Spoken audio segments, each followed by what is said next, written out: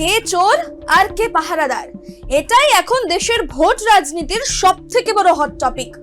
একদিকে রাহুল গান্ধী বিহারের মঞ্চ থেকে হাইড্রোজেন বোমা ফাটানোর হুঁশিয়ারি দিচ্ছেন ভোট চুরির অভিযোগে, অন্যদিকে বিজেপি বলছে দাদা বোমা তো দিল্লিতেই লুকিয়ে আছে আপনার ঘনিষ্ঠদের ঘরে।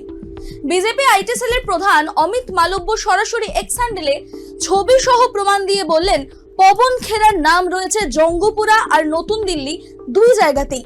ভোটার কার্ডের নম্বরও তুলে দিলেন প্রকাশ্যে, মানে সোশ্যাল মিডিয়ায় একেবারে লাইভ আদালত বসে গেল। আর সেই পোস্ট ঘিরেই ঝড় উঠেছে রাজনৈতিক অঙ্গনে। কমিশনও এবার চুপ থাকেনি, সঙ্গে সঙ্গে খেরাকে নোটিশ ধরিয়ে দিল, দাদা একসঙ্গে দুটো ভোটার কার্ড রাখলে কিন্তু 1 বছর জেলও হতে পারে। খেরা অবশ্য দায় চাপালেন কমিশনের ঘাড়ে, জানিয়েছেন আমি তো নিয়ম মেনে নাম ট্রান্সফার করেছি, বাদ পড়েনি বলেই গন্ডগোল। তাহলে আসল খেলাটা কোথায়? এটা কি সত্যিই বড়সড় ফাঁস, নাকি ভোটের বাজারে শুধুমাত্রই রাজনৈতিক কাটাছেঁড়া? আজকের রিপোর্টে আমরা একে একে বিশ্লেষণ করব রাহুলের হুমকি, বিজেপির পাল্টা আর খেরার সাফাই, কমিশনের কঠোরতা আর সামনে কি হতে পারে। রাহুল গান্ধীর অভিযোগ নতুন নয়, মহারাষ্ট্র থেকে হরিয়ানা, কর্ণাটক থেকে বিহার, সব জায়গায় তিনি দাবি করেছেন ভোটার তালিকায় জল মেশানো হচ্ছে। এবার হাইড্রোজেন বোমা ফাটানোর কথা বলে তিনি আসলে ভোট চুরিকে জাতীয় ইস্যু হিসেবেই বানাতে চাইছেন। বিজেপি কিন্তু উল্টো খেলা দিল। অমিত মালব্য সরাসরি প্রশ্ন তুললেন যারা চোর চোর বলে চিৎকার করছেন তারাই আসলে চোর। এই উল্টোপাল্টা রাজনীতি এখন সোশ্যাল মিডিয়ায় ট্রেন্ডিং টপিক। পবন খেরাকে ঘিরে ঝড় সবচেয়ে বড়। অভিযোগ অনুযায়ী তিনি জঙ্গপুরা এবং নতুন দিল্লি দুটোই ভোটার তালিকায় নাম রেখেছেন। দুটি ভোটার আইডি নম্বর পর্যন্ত সামনেও এসেছে। যদি তা প্রমাণিত হয় তাহলে শুধু রাজনৈতিক লজ্জাই নয়, আইনি বিপদও বড়সড় হতে পারে। কারণ জনপ্রতিনিধি আইন অনুযায়ী এটা কিন্তু সবচেয়ে বড় অপরাধ।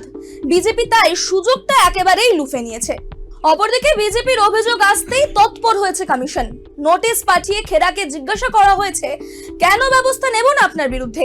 কমিশন এও জানিয়ে দিল দ্বৈত ভোটার কার্ড রাখলে জেল পর্যন্ত হতে পারে। এটা বিরোধীদের জন্য এখন চিন্তার কারণ, কারণ এতদিন তারা কমিশনের নিরপেক্ষতা নিয়ে প্রশ্ন তুলেছিল, এবার কমিশন সরাসরি তাদের নেতাকেই ধরে নোটিশ দিল। পবন খেরা অবশ্য পাল্টা বলেছেন যে তিনি 2016 সালেই তার নাম ট্রান্সফার করেছেন, নতুন দিল্লি থেকে ভোটার তালিকায় নাম সরানোর প্রক্রিয়া মেনেই চলেছিলেন, সম্পূর্ণ প্রসেসটা ঠিকঠাক ভাবেই এগিয়েছিল। সমস্যা হয়েছে শুধুমাত্র কমিশনের গাফিলতিতে। খেরার দাবি আমার কোনো দোষ নেই, আমি নিয়ম মেনেই সব করেছি। এই সাফাই কতটা বিশ্বাসযোগ্য তা অবশ্য তদন্তে স্পষ্ট হবে। এখন সবচেয়ে বড় প্রশ্ন এখানেই যে রাজনীতি ঠিক কোন দিকে যেতে চলেছে। বিজেপি নিশ্চয়ই বিষয়টিকে চূড়ান্তভাবে কংগ্রেসের যে দুর্নীতি প্রমাণের হাতিয়ার করবে। কংগ্রেস আবার বলবে ভোট তালিকা নিয়ে আসল দোষ সরকারের। কমিশনের তদন্তের ফলাফল রাজনীতির মেরুকরণ আরো বাড়িয়ে দেবে। যদি খেরার বিরুদ্ধে ব্যবস্থা নেওয়া হয় বিরোধী জোটের উপর কিন্তু প্রভাব পড়তে পারে, চাপ বাড়বে। আর যদি অভিযোগ প্রমাণিত না হয় বিজেপির আক্রমণ বুমেরাং হয়ে যাবে একেবারে।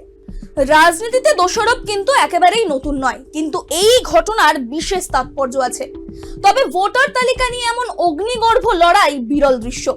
রাহুল গান্ধীর হাইড্রোজেন বোমা মন্তব্য আসলে বিরোধীদের মনোবল চাঙ্গা করার চেষ্টা, কিন্তু বিজেপি তার জবাবে পবন খেরাকে সামনে এনে খেলা পুরোপুরি ঘুরিয়ে দিল। এখন সবার চোখ কমিশনের দিকে, তারা আসল সত্যি কি বার করে আনতে পারবে। এই বিতর্ক শুধু একজন নেতার দ্বৈত ভোটার কার্ডের প্রশ্ন নয়, এটা দেশের গণতন্ত্রের মূল ভিত্তি ভোটাধিকার নিয়েই প্রশ্ন তুলছে। যদি সত্যি তালিকা দুর্নীতিগ্রস্ত হয় তাহলে গণতন্ত্রে মানুষের আস্থা একেবারেই কেঁপে যাবে। আবার যদি অভিযোগগুলি রাজনৈতিক চাল মাত্র হয় তবে সেটাও কিন্তু গণতন্ত্রের জন্য অত্যন্ত ক্ষতিকর। কারণ এখানে শুধু দল বনাম দল নয়, কমিশনের বিশ্বাসযোগ্যতাও প্রশ্নের মুখে রয়েছে।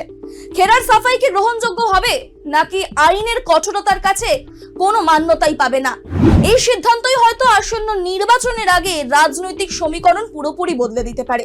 শেষমেশ বলা যায় ভোটার তালিকার এই দ্বন্দ্ব অনেকটা ক্রিকেট ম্যাচের থ্রিলারের মতো, কারণ কখন কার হাতে বাউন্সার আসবে বোঝাই যাচ্ছে না। তবে দর্শক মানে সাধারণ ভোটাররা চাইছেন খেলার নিয়মটা যেন সঠিক হয়, কারণ ব্যাট বল যাই হোক ফাইনাল স্কোরবোর্ডে নাম লেখানোর অধিকার কিন্তু তাদেরই কাছে শেষমেশ।